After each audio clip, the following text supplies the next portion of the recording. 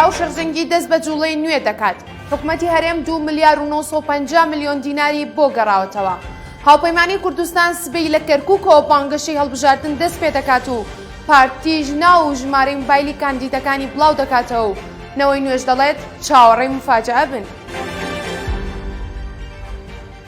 سڵاوتان لێ بێتەوەم کاتتان باش. ئەمڕۆژ بە کۆمەڵێک زانیاری تایبەت و نوێوە گەڕاینەوە وڵاتان.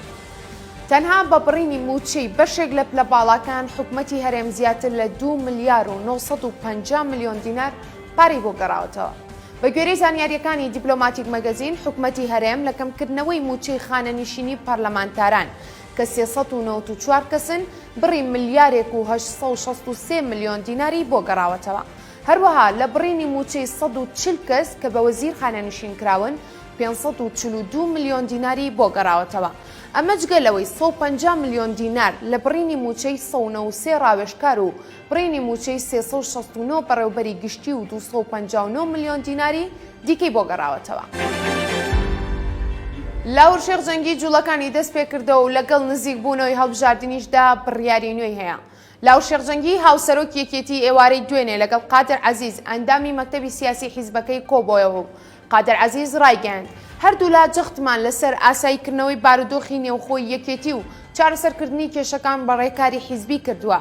هەروەها لاور شێرجەنگی لە چەند ڕۆژی داهاتوودا دەست بە هەنگاوەکانی دەکات بۆ هەڵبژاردننی پەرلەمانی عێراق و پاڵپشتی چەند کاندیدێکی یەکێتی دەکات کە نزیکن لە خۆی و لە ناو لایەنگرانیدا بە ناڕاستەوخۆ بانگەشەیان بۆ دەکات و هەوڵیش دەدات ئەو کاندیدانەی لە ئەو نزیک نین لەم هەڵبژاردنەدا دەرنەچن.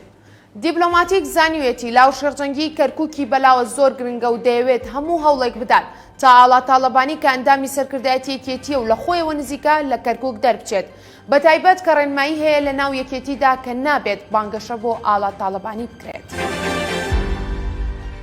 هاوپەیمانی کوردستان کە لە گۆڕان و یەکێتی پێکاتووە لە کەرکووکەوە بەڕەسمی بانگەشەی هەڵبژاردن دەست پێ دەکات و پارتیژ ناو ژمارەی تەلەفۆنی کاندیدەکانی بڵاو دەکاتەوە.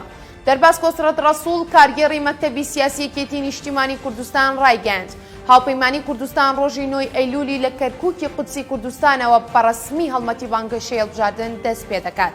هاوکات پارتی دیموکراتی کوردستان کە یەکەم حیزب بوو بە فەرمی دەستی بە بانگەشەی هەڵبژاردن کرد لە میدیاکانی خۆیەوە ناو ژمارە و تەلەفۆنی سەرجەم کاندیدەکانی بڵاو کردوتەوە.